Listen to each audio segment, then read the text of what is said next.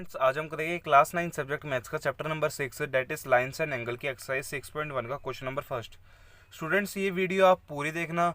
मैं श्योरिटी देता हूँ, आपको गारंटी देता हूँ कि अगर आप ये पूरी वीडियो देखेंगे तो ये क्वेश्चन जरूर आपको क्लियर होगा। तो क्वेश्चन नंबर फर्स्ट देखते हैं। In figure 6.13 lines A B and C D intersect at O if angle AOC plus BOE is equal to 70 degree and angle BOD is equal to 40 degree, find angle BOE and reflex COE। तो हमें question में क्या बोला है? In figure 6.13 lines A B and C D intersect at O. जो line A B है और जो ये लाइन सी डी है, ये दोनों लाइन, एक तो ये वाली लाइन और एक ये वाली लाइन, ये दोनों एक दूसरे को इंटरसेक्ट कर रही है, काट रही है। किस पॉइंट पे? ओ पॉइंट पे। इतना समझ आ गया। If angle A O C plus angle B O E is equal to 70 degree. हमें क्या दे रखा है? जो ये एंगल ए ओ सी है, ये वाला angle, plus angle B O E ये वाला एंगल, इन दोनों का सम कितना है? 70 degree.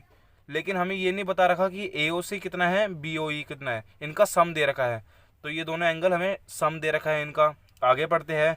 Angle B O D is equal to 40 degree, और जो एंगल बी ओ डी है वो हमें कितना दे रखा है? वो हमें दे रखा है 40 डिग्री। ये समझ आ गया। अब हमें क्या फाइंड करना है? Find angle B O E ये वाला एंगल फाइंड करना है, and reflex C O E, और सी ओ ई एंगल का रिफ्लेक्स फाइंड करना है। तो देखते हैं क्वेश्चन को। अब एंगल बी ओ डी कितना दे रखा है? एंगल बी ओ डी हमें दे रखा है 40 डिग्री, क्वेश्चन में गिवन है ये वाला एंगल। अगर आप ये देखो, ये दोनों लाइनें एक दूसरे को इंटरसेक्ट करती है। अगर दो लाइनें एक दूसरे को इंटरसेक्ट करती है तो कौन सा एंगल बनता है? Vertically opposite angle. मैंने आपको इंट्रोडक्शन में कराया है। अगर ये दोनों लाइनें एक दूसरे को इंटरसेक्ट करती है, ये एंगल 1 है सपोज, और ये एंगल 3 है, तो क्रॉस कर रही है एक दूसरे को, तो ये बन जाएगा वर्टिकली अपोजिट एंगल। और वर्टिकली अपोजिट एंगल में अपोजिट एंगल इक्वल हो जाते हैं। एंगल 1 किसके इक्वल हो जाएगा? एंगल 3 के। ये इतना समझ आ गया। तो सेम इधर भी है, ये दोनों लाइन एक दूसरे को क्रॉस कर रही है तो वर्टिकली अपोजिट एंगल बन जाएंगे। जो ये एंगल है वो इस एंगल के इक्वल हो जाएगा। मतलब एंगल बी ओ डी कितना है? 40 डिग्री। तो ए ओ सी भी कितना हो जाएगा? 40 degree, because of vertically opposite angle. इधर लिख देंगे वर्टिकली अपोजिट एंगल। आगे देखते हैं। अब क्वेश्चन में इस इंफॉर्मेशन का यूज करते हैं। क्वेश्चन में दे रखा है angle A O C plus angle B O E किसके इक्वल दे रखा है? 70 डिग्री के इक्वल। अब हमारे पास एंगल ए ओ सी की वैल्यू है। अगर ए ओ सी की वैल्यू है हमारे पास 40 डिग्री, हमने निकाल लिया ये। अगर एंगल ए ओ सी की वैल्यू है तो हम इजीली एंगल बी ओ ई की वैल्यू निकाल सकते हैं, क्योंकि इन दोनों का सम क्या दे रखा है? 70 डिग्री। अब ए ओ सी कितना है? 40 degree, plus angle B O E किसके इक्वल हो जाएगा? 70 डिग्री के equal. Angle B O E इधर ही रहेगा। 70 degree minus 40 degree is 30 degree. तो एंगल बी ओ ई कितना आ जाएगा हमारे पास? बी ओ ई आ जाएगा 30 डिग्री। अब इतना समझ आ गया। अब हमें क्वेश्चन में यही बोला था कि find angle B O E. हमने ये तो फाइंड कर दिया, angle B O E find कर दिया। आगे सेकंड पार्ट क्या दे रखा है? And reflex of C O E, और सी ओ ई एंगल का रिफ्लेक्स फाइंड करना है। अब हमारे पास ये दो एंगल है, लेकिन ये थर्ड एंगल नहीं है। अब हम कैसे निकाल सकते हैं? इधर दे रखी है एक 180 डिग्री की लाइन। मैंने आपको इंट्रोडक्शन में समझाया था, अगर 180 डिग्री की लाइन दे रखी है, उसके ऊपर जितने मर्जी एंगल बने, 2 बने, 3 बने, वो बनेंगे सम ऑफ लीनियर पेयर। और इन तीनों का सम कितना होगा? 180 डिग्री के इक्वल। करके दिखाता हूँ आपको नेक्स्ट पेज पर। तो मैंने आपको क्या बताया? अब क्या फाइंड करना है? रिफ्लेक्स ऑफ सी ओ ई। तो रिफ्लेक्स ऑफ सी ओ ई के लिए हमें सबसे पहले सी ओ ई एंगल फाइंड करना पड़ेगा, angle C O E find करना पड़ेगा। तो अब हम एंगल सी ओ ई कैसे फाइंड कर सकते हैं? सम ऑफ लीनियर पेयर से। अगर 40 degree plus angle C O E plus 30 degree is equal to 180 degree कर देंगे तो हमारे पास एंगल सी ओ ई की वैल्यू आ जाएगी।